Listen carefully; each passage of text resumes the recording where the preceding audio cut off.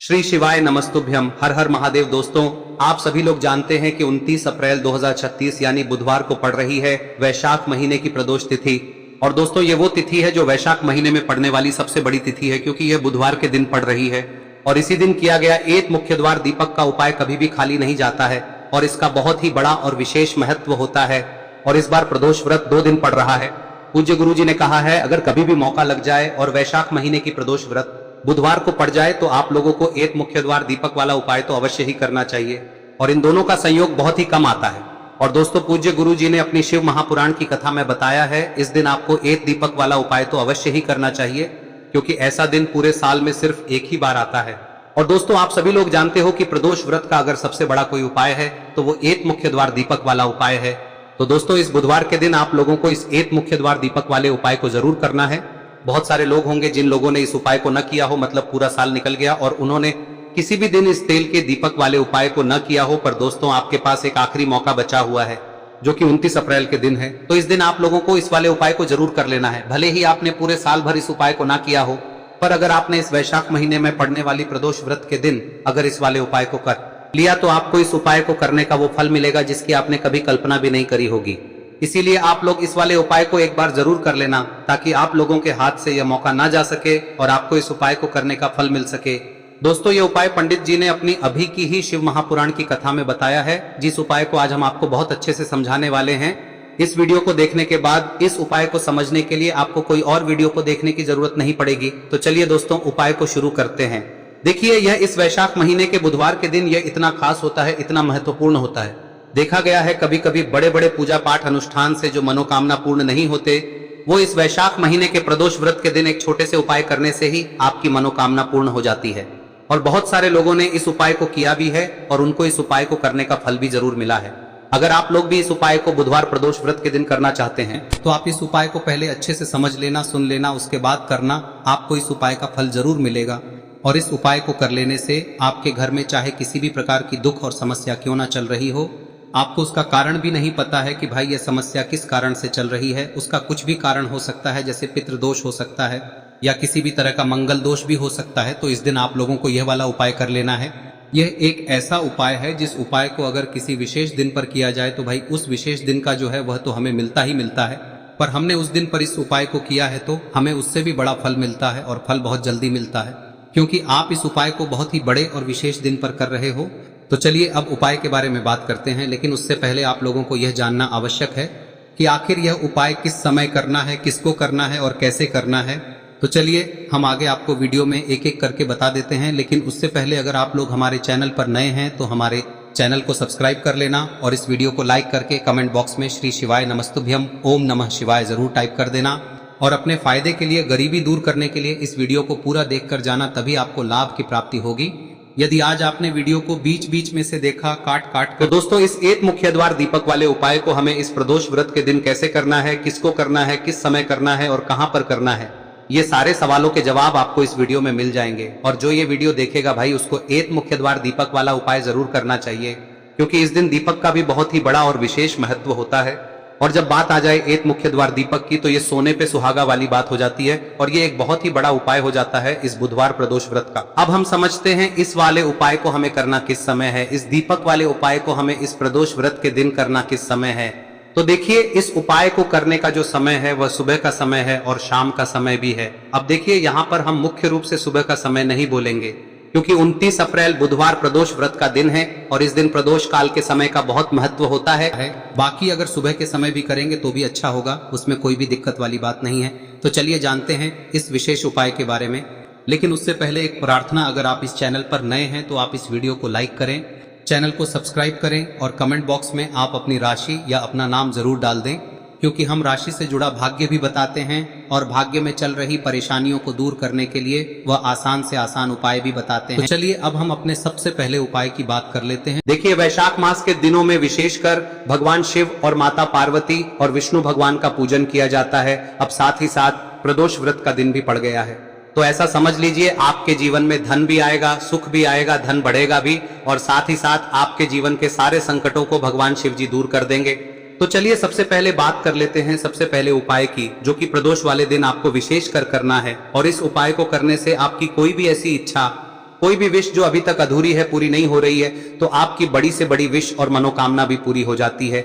जब आप बुधवार प्रदोष व्रत वाले दिन इस पहले उपाय को कर लेते हैं तो देखिए, आप सभी जानते हैं कि श्री हरि विष्णु जो है उन्हें तुलसी दल सबसे प्रिय है। बिना तुलसी माता के श्री हरि विष्णु अधूरे हैं और बिना तुलसी पत्तों के श्री हरि विष्णु का भोग अधूरा है।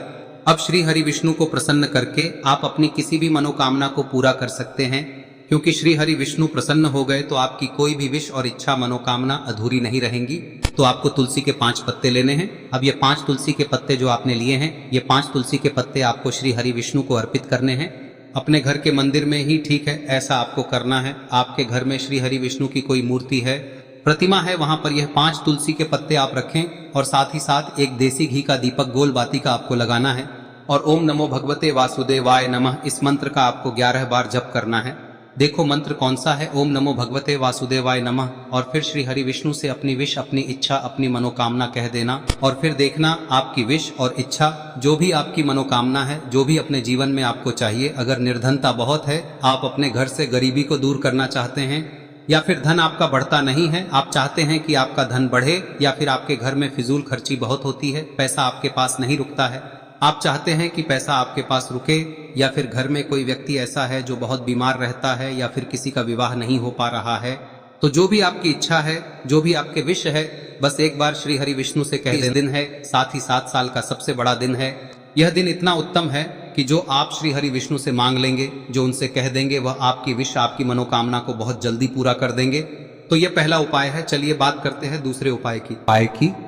देखो, यदि आपके जीवन में आर्थिक संकट बहुत अधिक हो रहे हैं, धन की समस्या लगातार जीवन में बनी हुई है, एक एक रुपयों को प्राप्त करने के लिए आपको बहुत अधिक मेहनत कर रहे हैं, तो आज रात्रि में सोने से पहले आपको हो यह चमत्कारी दीपक का उपाय अवश्य करना है।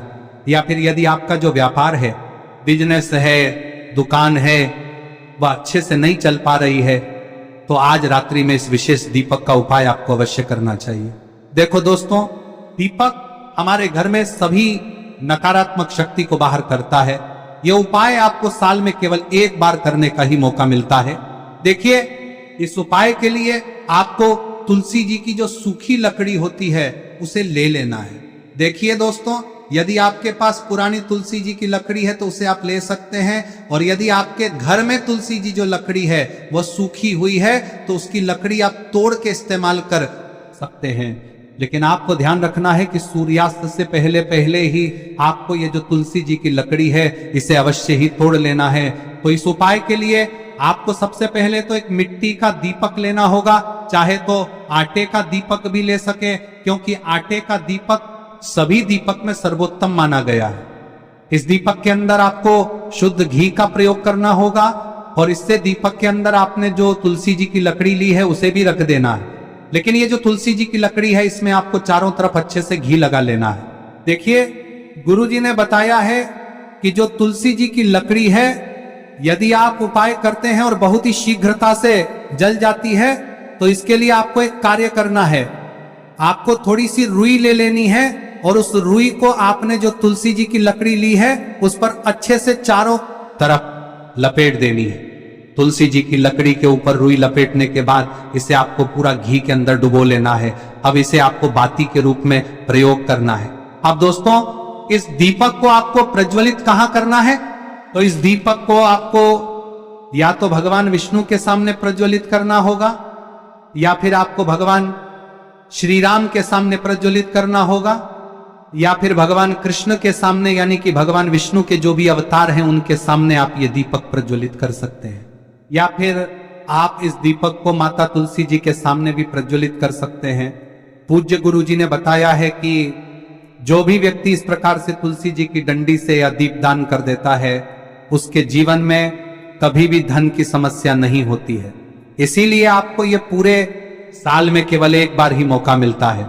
इस उपाय को करके देखना, आपकी सभी इच्छाएं जरूर पूर्ण होंगी। ये जो उपाय है रात्रि में सोने से पहले करना है। अब बताते हैं तुलसी के गमले में आपको वह कौन सी चीज डालनी है जिस उपाय को करने से आप अपने जीवन में महाधनी बन जाएंगे। इतना धन आपको मिलेगा कि कभी भी आपके धन में कमी नहीं आएगी, कभी भी आपका धन बर्बाद नहीं होगा। आपके पैसे की बर्बादी बिल्कुल आपके जीवन से रुक जाएगी। और जो लोग कहते हैं कि घर में पैसा तो आता है, पैसा रुकता नहीं है और पैसा बढ़ता नहीं है, वृद्धि नहीं हो रही है, उन्हें भी विशेष यह तीसरा दिन जरूर करना चाहिए। तो देखिए, पहले ही आपको बता दिया कि श्री हरि विष्णु की पूजा और उनका भोग श्री मतलब तुलसी मैया के बिना अधूरा है ना। और तुलसी मैया जो है वह श्री हरि विष्णु के बिना अधूरी है। तो देखिए, जब भी आप तुलसी का कोई उपाय करेंगे तो सीधे सीधे आप श्री हरि विष्णु को प्रसन्न कर लेते हैं। अब व्यक्ति को, यानी जो भी व्यक्ति है, किस व्यक्ति को कितना धन देना है, यह श्री हरि विष्णु के हाथ में होता है। धन देने का काम माँ लक्ष्मी करती है, जो कि माँ तुलसी का ही एक रूप है। माँ तुलसी जो है यह माता लक्ष्मी का ही स्वरूप है ना। तो आपको करना क्या है, आपको लेनी है यहाँ पर हल्दी पिसी हुई, जो कि श्री हरि विष्णु से जुड़ी हुई है, आपके गुरु गृह से जुड़ी हुई है, आपकी कुंडली में गुरु को मजबूत करती है, सुख सौभाग्य को खींचने का काम करती है, धन को बढ़ाने का काम करती है। तो एक चुटकी पिसी हुई हल्दी आपको लेनी है और यह पिसी हुई सूखी हल्दी ही आपको अपने गमले में, तुलसी का पौधा जिस गमले में लगा है उसमें अच्छे से इस हल्दी को डालना है, ठीक है ना। और ओम नमो भगवते वासुदेवाय नमः इस मंत्र का जाप करना है। कितनी बार? कम से कम 11 बार जाप करना है। ओम नमो भगवते वासुदेवाय नमः इस मंत्र का जाप करते रहना है और हल्के हल्के से तुलसी के पौधे में आपको पूरे गमले में पीसी हुई हल्दी का छिड़काव करना है।